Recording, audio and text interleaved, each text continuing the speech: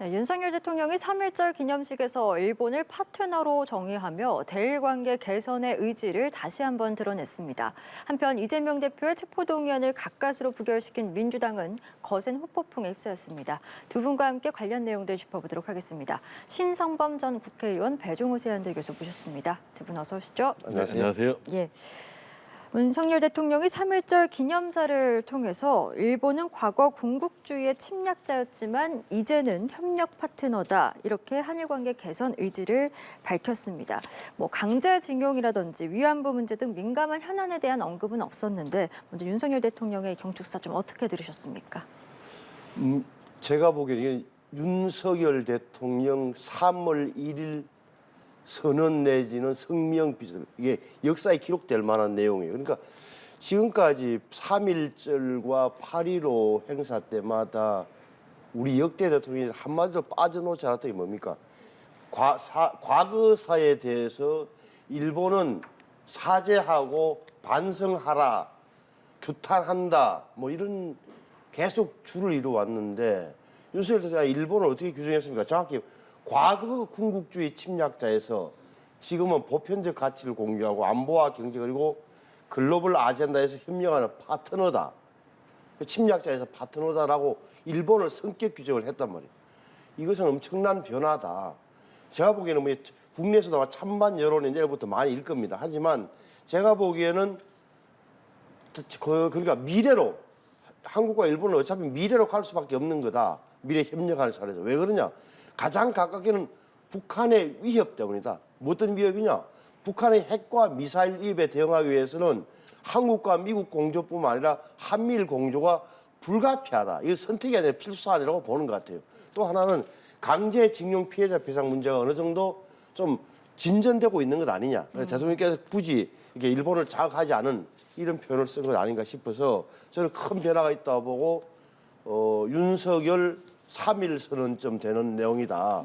어떻게 보면 선언해보다 성명 정도.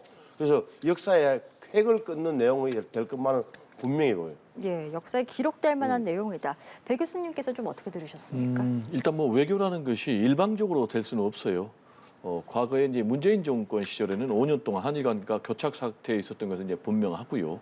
그래서 윤석열 대통령은 이제 새로운 한일 관계, 즉 미래로 가는 한일 관계를 만들겠다라면서 지금 이제 강제징용 피해자 배상 문제와 관련해서 제3자 변제 방식을 들고 나왔지 않습니까? 그런데 이제 문제는 이 윤석열 정부의 해법에 일본 정부의 사죄나 배상이 지금 빠져 있단 말이에요. 그래서 당장 피해자 단체들이 반발하고 있는 이런 상황. 그리고 또 국민들이 이런 이제 윤석열 정부의 방안에 대해서 과연 어느 정도 공감해 줄지 이게 굉장히 중요한 부분이고요. 최소한 일본에서 과거사에 대한 반성과 공식 사과는 있어야 된다라는 부분이 이제 가장 큰 숙제가 아닌가. 또 이제 일본 기업의 배상 참여도 중요한 숙제인데 이 부분은 지금 어떻게 매듭 지어질지는 좀 지켜봐야 되겠어요. 막바지 상당히 좀 진통 중에 있는 것 같고 예. 윤석열 정부는 나름대로 해결이 좀 가능하다 이렇게 지금 보고 있는 것 같아요. 오늘 이제 3.1절 기념사를 보면은 역대 대통령들의 3.1절 기념사하고는 좀 확 달라졌어요. 과거사에 대한 언급이 전혀 없었고 일본 정부에 대해서, 일본에 대해서 과거 군국주의 침략자라는 규정에서 이제는 새로운 협력 파트너 관계다라고 분명히 규정을 했단 말이에요. 그러면서 이제 이러한 정신이 3.1절 정신이다라고까지 지금 주장을 했단 말이에요. 근데 여기에 대해서 민주당 같은 경우는 윤석열 대통령의 역사관이 의심스럽다. 그리고 일본의 식민 지배를 정당화하는 그런 논리다. 이거는 이제 굴종 외교다, 굴욕 외교다라고 지금 반발하고 있어서 윤석열 대통령이 지금 주장하는 이런 새로운 한일 관계가 과연 국내외에서 어느 정도 뒷받침을 받을지 좀 주목이 됩니다. 예, 두 분의 평가를 좀 들어봤는데 일단 일본 언론에서는 윤석열 대통령의 이 3.1절 기념사에 대해서 좀 긍정적으로 평가를 하고 있는 것으로 전해지고 있습니다. 이번 기회가 좀 한일 관계 개선에 좀 어느 정도 계기가 될 수 있으리라고 보십니까? 계기가 되겠죠. 근데 일본 언론이나 일본 정부의 반응이 중요한 게 아니고 우리가 역사를 바라보는 시각 문제에 있어서 윤석열 대통령이 좀 더 앞선 모습을 보여줬다. 그게 나이도 중요해요, 나이. 다시 말하면 1960년생이잖아요. 윤석열 대통령이. 문재인 전 대통령도 52년인가 53년생인데 그 나이도 무시 못하는 거예요. 제가 짐작컨대는 어느 대통령이든 일본을 왜 공격하고 싶지 않았겠어요. 과거를 반성하라는 게 가장 우리가 쉽게 할 수 있는 말이에요. 사실은 더 정치하는 사람들 치고 일본 공격하면 가장 자기의 애국심이 빛나 보이는 대목이 또 생겼단 말이에요. 지금까지는. 근데 안 했다. 제가 보기에는 회의하면서 제 짐작입니다. 이거는. 일본에도 반성 안 할 게 뻔한데 또 반성하라고 해본들 우리가 더 거길 이기는 게 더 중요한 게 아니겠느냐는 나름의 1960년생 윤석열 대통령의 역사 인식도 깔려 있는 거예요. 이 대목이. 그래서 앞으로는 제가 보기에는 좀 더 뭐 야당에서는 야당이나 일부 언론에서는 비판할지언정 한국, 미국, 일본, 미국, 한국, 일본의 삼각 이른바 삼각 안보 협력까지도 구체화될 수 있지 않을까 싶고요. 또한 이 역사관을 엿볼 수 있는 이런 대목이 있는 거예요. 일제강점기를 오늘 3일째 윤석열 대통령이 뭐라고 규정했냐. 세계사의 변화에서 제외되고 준비하지 못해서 국권을 상실하고 고통받았던 과거다. 그러니까 우리의 주체 역량의 부족이라 이런 점을 이야기했단 말이에요. 일본의 압제만 100%의 강제력만 강조한 게 우리의 준비가 못했다. 앞으로 우리는 이 점을 세계사 흐름을 읽고 미래로 가는 준비를 해야 이런 불행한 과거는 반복되지 않는다는 논지는 상당히 좀 뭐라 그럴까 좀 다른 시각을 보여준 거 분명하다고 보는 거예요. 그래서 저는 이 연설이 오늘 3.1절 기념사가 굉장히 우리 국민에게 던진 메시지가 클 거다. 그러니까 우리가 노저펜이니 뭐 일본 상품 불매 운동을 많이 했지만 연휴 때 다 일본 여행을 가고 또 젊은 층들은 그렇게 과거사에 대한 인식보다는 미래에 경쟁하는 상대로서 일본을 인식하고 있는 이런 대목까지도 사회 변화도 대일 인식, 일본에 대한 인식 변화도 반영하고 있는 것 아니냐라고 보여져서 저는 의미가 상당히 깊은 뭐 찬성 반대를 떠나서 그런 기념사라고 생각을 해요. 예. 이번 3.1절 기념식에서 윤 대통령과 또 이재명 대표가 서로 마주하는 장면이 포착이 되기도 했었습니다. 두 사람이 마주한 게 이제 지난해 10월 국군의 날 기념식 이후에 5개월여 만이고 대선 이후엔 두 번째거든요. 어떻게 좀 보셨습니까? 일단 윤석열 대통령의 이재명 대표에 대한 인식은 지금 널리 알려지기를 범죄자다 또는 피의자다 이런 인식이지 않습니까? 그렇기 때문에 지금 윤석열 대통령이 집권 10개월이 다 돼감에도 불구하고 이재명 제1야당 대표를 한 번도 안 만났지 않습니까?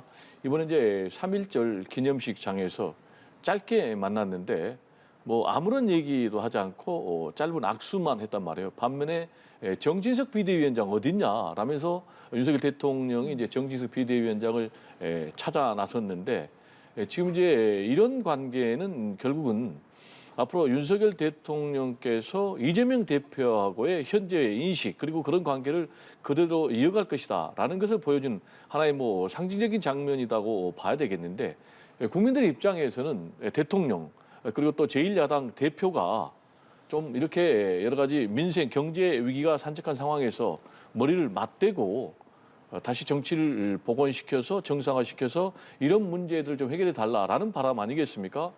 그렇지만 이제 오늘 그런 장면은 앞으로도 더 계속해서 지금까지의 대결적 그런 모습을 견제해 나가겠다라는 것으로 보여져서요. 지금 이제 검찰 같은 경우는 이번에 구속영장 청구를 했지 않습니까?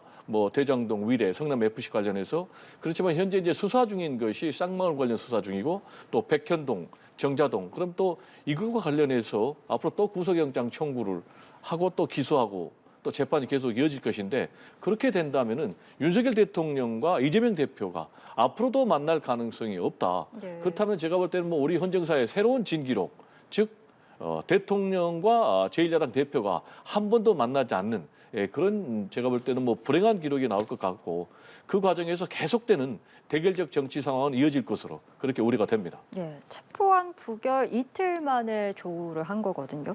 별다른 대화가 없이 악수만 했는데 이 모습 좀 어떻게 보셨어요? 그러니까 좀 저도 봤는데 두 사람 윤석열 대통령과 이재명 대표가 할 말이 뭐 있겠습니까? 그냥 근데 표정이라는 것도 보고 싶은데 보니까 이재명 대표가 마스크를 쓰고 있어서 어떤 표정인지는 못 봤습니다. 근데 특별한 할 말이 있을 수가 없는 거잖아요. 대통령 입장에서도 아유 뭐 잘됐다 그러겠어요. 뭐 잘 헤쳐나가라고 덕담을 해줄 수 있는 처지도 아니고 이재명 대표 입장에서도 뭐 할 말이 없고 그런 거죠. 뭐 예. 그게 정치 의미를 부여할 필요 없는 그런 모임인 거죠.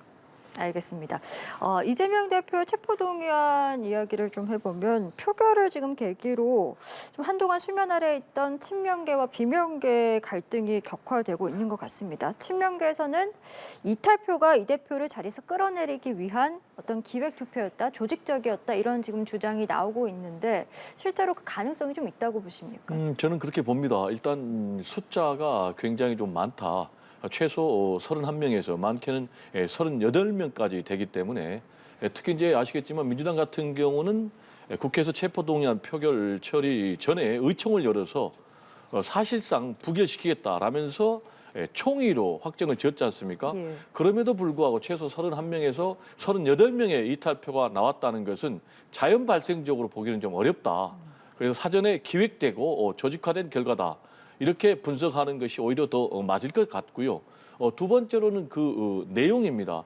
내용을 보면은 지금 무효표가 11표가 있고요. 그리고 또 기권이 9표가 있단 말이에요. 이게 이제 상당히 좀 재밌는 대목인데 지금 139가 찬성 가결표를 던졌기 때문에 여기 이제 만약에 11명만 더 가세했다면은 예. 체포동의안이 가결되는 거예요. 근데 공교롭게도 무효표 던진 11명 그리고 또 기권까지 던졌다면 뭐 확실하게 가결이 되는 것이죠. 그러면 이걸 어떻게 볼 것인가? 일종의 다음에는 얼마든지 가결시킬 수 있다라는 예. 협박이다라고 지금 해석을 하고 있더라고요. 특히 이제 이것과 관련해서 친명계 김남국 의원 같은 경우는 완전히 뒤에서 뒤통수 친 거다라고 얘기를 하면서 공천권을 거래하겠다라는 이제 그런 것으로 주장을 하고 있단 말이에요. 여기서 저는 이제 하나 더 이게 사전에 기획되고 조직화된 것이다라고 보는 이유는 이 무효표 같은 게 11표가 나왔단 말이에요. 근데 무효표는 어떨 경우에 나오냐면 한글로 가부 또는 한자로 가부를 써야 되는데 이게 틀릴 경우에만 무효표가 나오거든요. 그러면은 우리나라 대한민국 국회의원들이 초등학교도 안 나온 그런 사람들이 아닌데 한글로 가부를 쓸 때 틀릴 일은 없단 말이에요. 그럼 일부러 틀리게 썼다는 그런 뜻 아니겠습니까? 예. 따라서 저는 이 세 가지 이유 때문에 이것은 사전에 기획되고 또 조직화된 그런 투표 결과였다. 이렇게 말씀드릴 수가 있겠습니다. 예, 기획되고 조직화된 투표 결과였다. 워낙 단일 대우를 외치던 민주당이었기 때문에 예상을 깨고 압도적인 지금 부결이 아니었기 때문에 이렇게 좀 갈등 상황이 계속 이어지는 것 같습니다. 상황을 좀 어떻게 보십니까? 조직된 표죠. 그 기획되고 조직된 거예요. 그게 나쁘냐? 그 나쁘다 좋다는 다른 표현이에요. 다른 식의 시각이고 이는 정치 현실이다. 그분들 입장에서 볼 때는 말이죠. 이게 이재명 대표 때문에 당이 이런 식으로 구렁텅이로 빨려 들어가는 걸 눈뜨고 볼 수는 없다라는 생각을 함직한 대목이죠. 1년 내내 지금 선거 끝난 지가 대통령 선거 끝난 지가 이제 이번 달 들어서 1년 되는데 1년 내내 이재명, 대장동 이렇게 해가지고 당이 민주당이 우리가 만든 민주당이 왜 이 모양이 됐는 이야기를 할 수밖에 없을 거다. 그러면 본인들끼리 사말토목을 돌리거나 이심전심을 해서 어쩌든지 우리 인식을 표현을 하자. 단일 대우로 끝까지 간다는 것은 이거는 잘못하면 큰일 난다라고 판단했음직하고 그래서 사발토목을 돌렸거나 자기들끼리 해가지고 의사표시를 한 거죠. 연락 그래서 어떻게 보면 가장 강경한 반대 세력 제가 보기에는 열 몇 명은 예. 17명 정도는 아예 체포안에 찬성한다고 찍어버렸고 나머지 20명 정도는 법약권에서 보면 20명 정도가 어떤 사람은 기권, 어떤 사람은 뭐 이렇게 표시를 안 하고 기권, 어떤 사람은 이렇게 무효를 만드는 이런 게 된 거다. 여기에 대해서는 물론 이제 주류 측에서는 의총에서 그렇게 뻔히 우리가 의견을 해놓기로 해놓고 뒤통수 치는 거야까지는 공개 가능한 대목이 있다. 하지만 이것도 당론으로 그때 정한 것도 아니었고 의원 한 사람 한 사람의 판단에 맡긴다는 것도 전제돼 있었기 때문에 그 공격도 좀 약하다. 그리고 뭐 제가 보기에는 공천권 가지고 뭐 협상을 했다 이런 것은 좀 아직은 아닌 것 같고 네. 그래서 당내에서 지금 당장은 뭐 속아내자, 찾아내자, 엄벌하자, 뭐 이렇게 반란군을 찾아내자 이게 이제 있으니까 며칠 동안 시끄럽다가 또 어떻게 되는지 좀 봐야 될 것 같아요. 예. 저는 좀 다르게 생각을 하는 게 우리 신 의원께서 이거는 정치 현실이다. 뭐 잘된 것도 잘못된 것도 아니다. 이렇게 말씀을 하셨는데 저는 잘못된 정치 행태다라고 주장을 하고 싶습니다. 그 이유는 이재명 대표 체포 동의안에 대해서 뭐 찬성표를 던졌다거나 반대표를 던졌다거나 그래서 잘못된 것이 아니고 이거는 애초에 그렇다면 그 과정에서 분명하게 그런 입장을 밝혔어야 된다. 그러나 총의를 모이는 과정에서 분명히 이거는 야당 탄압이다. 그리고 제1야당 대표 이재명 정적 죽이기다라고 분명히 규정을 했어요. 그리고 또 총의로 모았어요. 그리고 특히 이제 이낙연 대표계의 좌장이라고 할 수 있는 서른 의원 같은 경우는 똘똘 뭉쳐서 우리가 부결시켜야 된다라고 했는데 뒤에서는 완전히 정반대의 그런 투표 결과를 만들어냈다는 거예요. 이거는 일종의 야바이 정치다. 이건 굉장히 잘못된 거다. 그러면 이런 민주당을 보면 국민들이 어떻게 생각하겠어요? 이거는 야바이 정당이다. 라고 생각할 수밖에 없어요. 이런 민주당을 향해서 수권 정당이다라고 인정을 해줄까요? 음부와 배신이 판치는 그런 정당이라고 볼까요? 그런 점에서 저는 굉장히 잘못됐고 앞으로라도 이렇게 뒤에서 또 앞다르고 뒤따르고 이렇게 할 것이 아니고 반대를 하려면 분명히 반대를 하라. 이게 이제 바른 정치다라는 얘기를 좀 드리고 싶습니다. 앞서서 언급을 해주신 부분이기도 한데 추가로 또 체포동의안이 국회로 올 가능성이 있기 때문에 그럴 경우에는 이번에도 압도적인 부결이 아니었기 때문에 부결을 장담할 수 없다는 전망이 민주당에서 많이 나오고 있는 것 같습니다. 그렇기 때문에 이번에는 당론으로 부결을 정해야 되는 게 아니냐 이런 의견도 있고 아예 표결에 불참해서 투표 자체가 성사될 수 없게 해야 된다 이런 의견도 있는 것 같습니다. 좀 어떻게 보세요? 둘 다 잘못된 거죠. 제가 볼 때는 일단 뭐 아예 투표를 참여하지 않도록 배제하자라는 것도 맞지 않고요. 더 중요한 것은 그게 그렇게 추진할 동력이 이미 이제 실종된 거죠. 그리고 당론으로 채택할 동력도 저는 없다고 봅니다. 지금 이미 이제 31명에서 38명이나 이탈표가 나온 그런 상황에서 자, 이재명 당대표 체포동의안 부결시키는 걸 당론으로 하자라고 한다면 의총에서 그게 통과가 될까요? 저는 통과가 안 된다고 보고요. 그러면은 위험하니까 아예 투표에 참여하지 말자라고 할 경우에 그게 될까요? 제가 볼 때는 전혀 안 된다고 보거든요. 오히려 그 과정에서 비명계의 목소리가 더 커지면서 당내 분란만 더 높아진다. 저는 이렇게 보고요. 지금 이제 굉장히 어려운 상황에 이재명 대표가 봉착을 했어요. 따라서 이재명 대표는 선택지가 굉장히 분명해지고 있는 그런 상황입니다.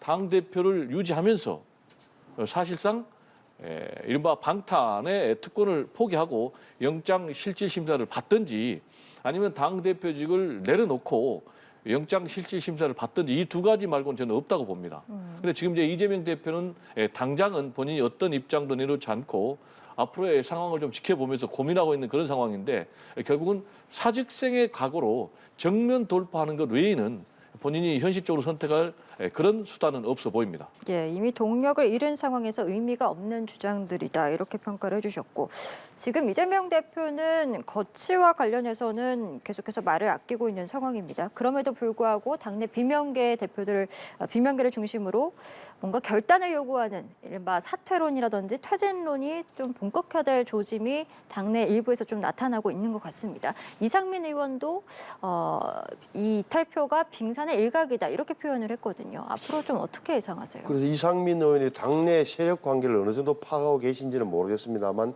빙산의 일각이다. 밑에 30여 명은 적은 숫자고 나머지 뒤에 많이 비슷한 생각을 갖고 있는 분들이 있다고 본다면 말이 사실이라면 굉장히 민주당이 바깥에서 봤던 것보다는 더욱더 큰 균열 요소가 생기면 균열이 시작됐다고 보는 게 정상이에요. 균열이 시작됐다. 다시 말하면 그런 말씀드리지만 한동훈 장관이 적절하게 설명했지만 이게 이재명 대표의 문제도 아니고 이재명 전 성남시장의 문제였잖아요. 결국은. 그분이 대통령 선거 석 달 만에 국회의원이 되고 국회의원 된 지 2달 만에 당대표가 되면서 이재명 대표 리스크가 됐단 말이에요. 이렇다면 이 문제에 대해서 의원들도 민주당 의원들도 잘 모를 거예요. 지금은 검찰의 행태가 너무 하다 싶으니까 이렇게 모아서 결사옹위를 해왔는데 이번 때 보였다시피 이거는 이미 안 된다고 판단했단 말이에요. 그러면은 당연히 지금 그러면 대표를 어떻게 하자는 거냐. 내년 총선 우리 다 망할 건데 이재명 대표 얼굴 갖고 실을 수 있겠냐 이런 대목이 나올 테고 말씀하신 대로 맞아요. 지금 본인이 결단을 해야 되는 건데 당론으로 예를 들어서 무리하게 부결시키자. 내지는 당론으로 아예 불응하자. 이게 투표장에 들어가지 말자. 본회의장에 보이콧해버리자.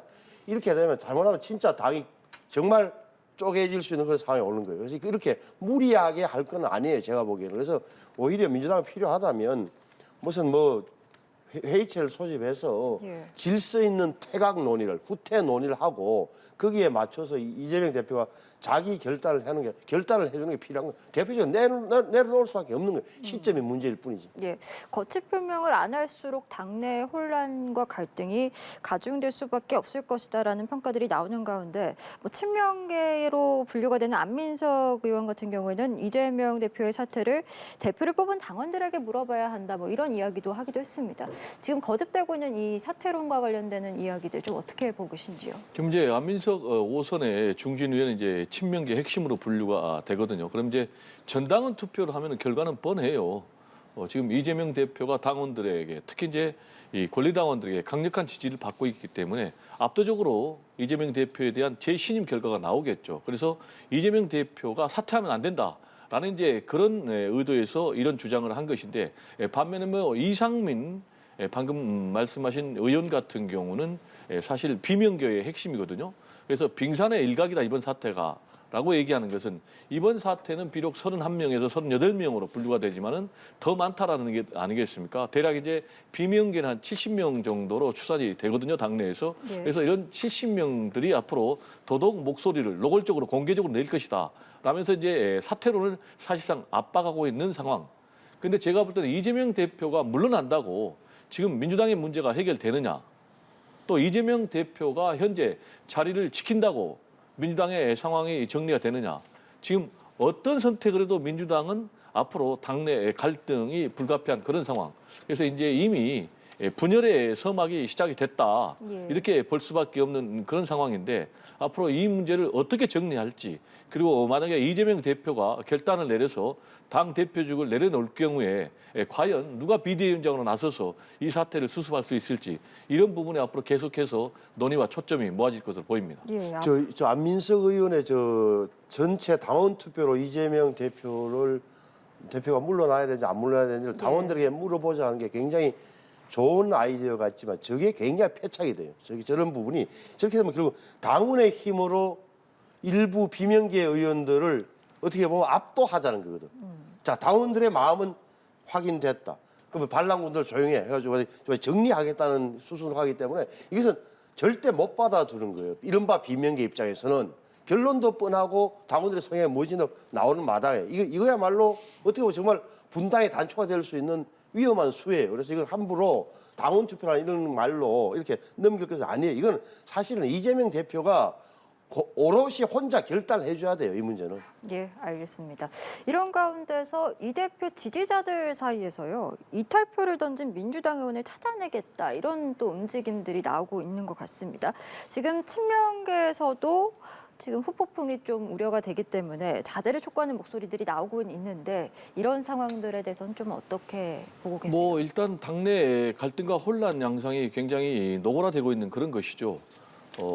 비명계의 핵심들, 이른바 개혁의 딸들, 양심의 아들들, 개딸과 양아들 중심으로 해서 지금 이른바 이재명 대표를 몰아내려고 음모를 꾸민 44명에 대해서 낙선자 명단을 만들어가지고 지금 SNS상에 돌아다니고 있을 정도로 지금 격앙돼 있는 그런 상황인데 그래서 또 이재명 대표 같은 경우는 이러한 움직임을 또 만류하고 있는 이런 상황 아니겠습니까? 네.